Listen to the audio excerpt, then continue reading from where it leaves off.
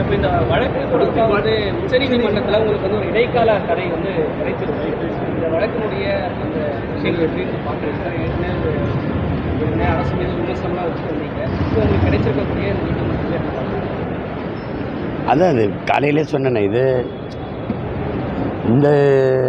இதை தான் நம்ம இங்கே உயர்நீதிமன்றத்தில் கேட்டு நம்ம போட்டோம். அந்த வழக்கை தொடுத்தோம், நம்ம தான் தொடுத்தோம். அது உங்களுக்கு தெரியும். அது பல காரணங்களால அது திருப்பி அந்த விசாரணை அளவுக்கே போனதுனால அப்புறம் மேலே போய் மேல்முறையீடு செய்து அது இப்போ இடைக்கால தடை. அடுத்து இந்த வழக்கை அழிக்கிறதுக்கான நகர்வை செய்வோம். அதுக்கு நாள் இருக்குல்ல.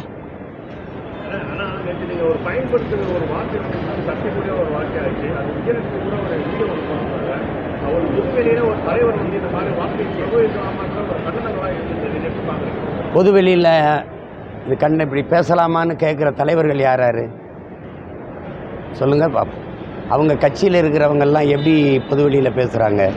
14 வருடங்கள் நான் அதை நாகரிகமாக தவிர்த்து போகும்போது நீங்கள் யாரும் அவர் கண்ணியமாக நகர்ந்து போகிறாரு, அந்த பொம்பளை தான் அப்படி பேசிட்டு இருக்குன்னு ஏதாவது சொன்னீங்களா? நீங்கள் பேசுனதுக்கு எங்கள் அம்மாவை எப்படி பேசுகிறாங்கன்னு பற்றியில்ல. கடந்த 15 ஆண்டுகளாக என் தாயை எவ்வளோ இழிவாக பேசியிருக்காங்கன்னு பாருங்கள் அந்த பொம்பளை. எங்களுக்கு அப்போ எவ்வளோ வலிக்கும். நீ யார்? நீ என் தாயை இழிவாக பேச? அப்போல்லாம் நீங்கள் யாருமே கேள்வி கேட்கல.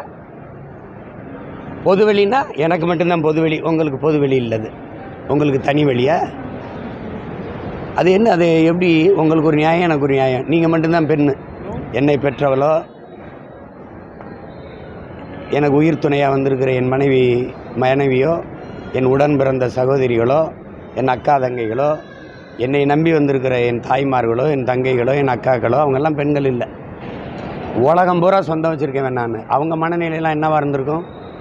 வார்த்தைக்கு வார்த்தை நீங்கள் எப்படி பேசுகிற அந்த பொம்பளை என் குடும்பத்தை பாருங்கள்.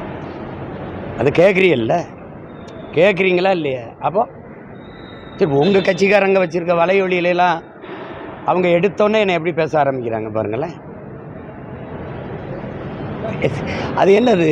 நான் பேசுனா மட்டும் பொது வழியில் ஒரு நாகரிகம். 14 வருடங்கள் அதை தவிர்த்து நான் அதே மாதிரி பதிலுக்கு பதில் பேசியிருந்தால் எப்படி இருந்துருவோம்?